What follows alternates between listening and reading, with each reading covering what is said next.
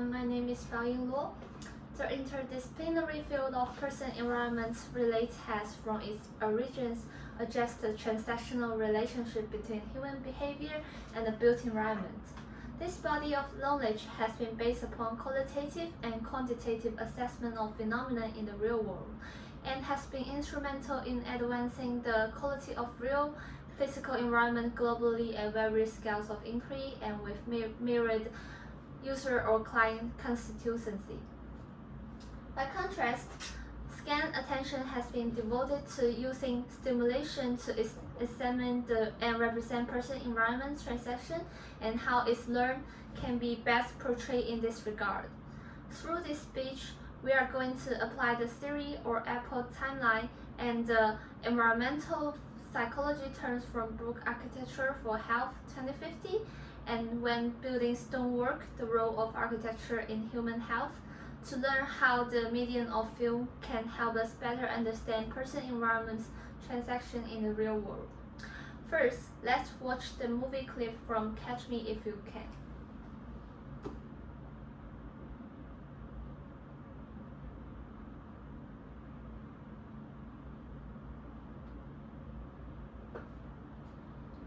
Then let's talk about the movie background information and overall analysis of the clip.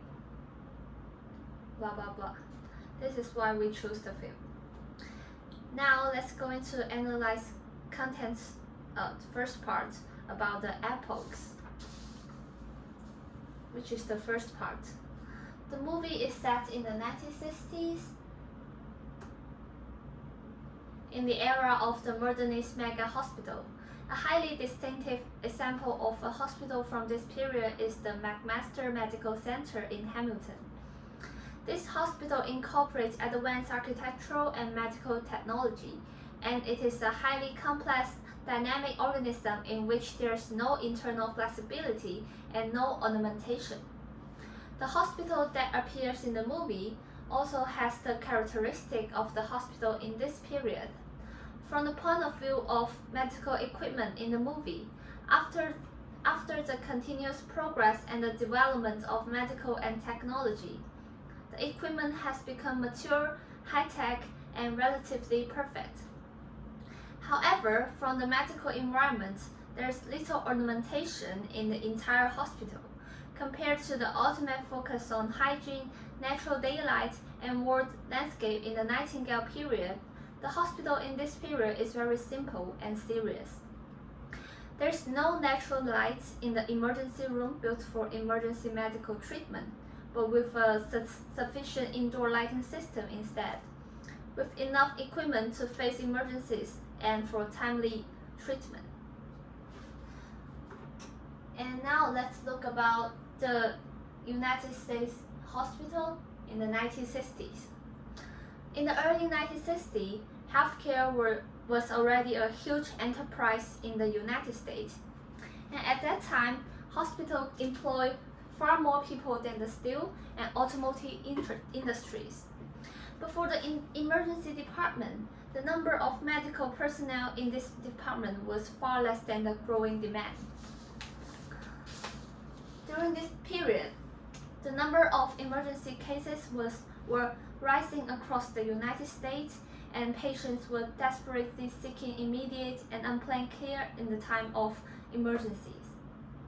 With the increase in emergency conditions, such as car accident injuries, sudden heart attack, and strokes, the emergency department has become an important part of the hospital structure, and the emergency medicine began to evolve throughout the country.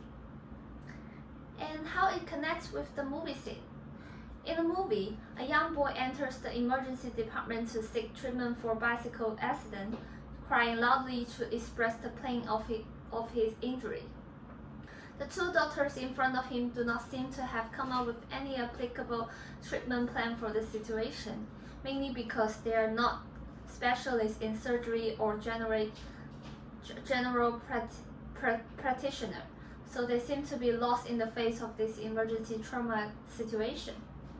The scene reflects the scarcity of general doctors in the emergency department at that time.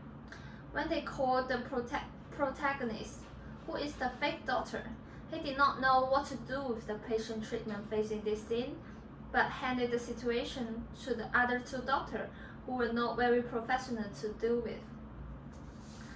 And they finally conclude that the boy needs to do the X-ray treatment first, but the correct steps should be to stop the bleeding and dress the wound to prevent infection and then do further treatment.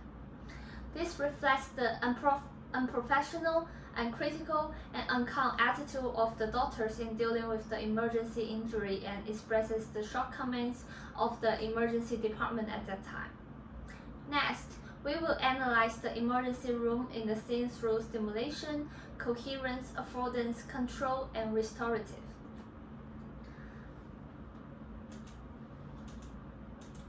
For conclusion, from this movie, we have a clear view of the emergency room in the 1960s, and throughout the mappings of plans and analysis of movie scenes, we learn about emergency operation system, which to some extent has some positive aspects, but on the other hand, the system still needs further improvement.